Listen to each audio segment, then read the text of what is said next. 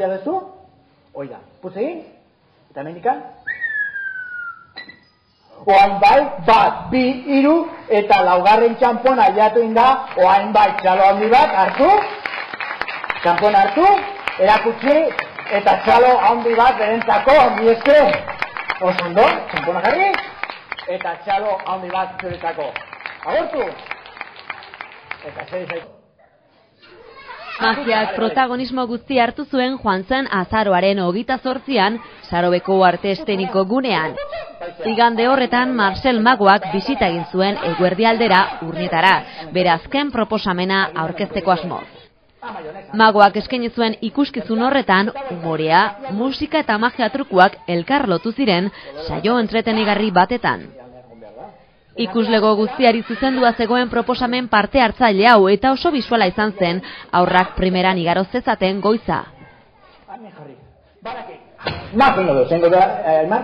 Magia! Horrela behar duzu, horrela, tiki, goen bai, hartu, eta goen bai, Aimar, tiki. Jope, Oi, ¿cómo se hace? Horreka da, bila, Aimar, hartzen duzu horrela, eta eskuatik enemendikan. Beste eskuamendikan. Osondo, goen bai, tiki. Magia, kartajokoak, untxiak, usoak, zapiak edo bestelako objektuak agertu eta desagertu ziren Sarobeko taulan.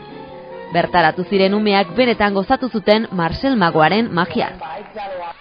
Ikuskizunean magia eta umorea eta egoera dramatikoak bizi ziren. Sketch desberdinetan zehar ikuslegoa magiaz kutsatu zen eta ikuskizunak eskaini zuen sentsazio multzoa bizi zuen.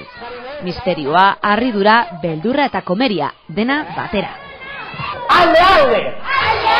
Ospa! Kanpora gara! Eta bain bai bola desagertzen da, eta bain bola etortzen da. Oain bai txaloak,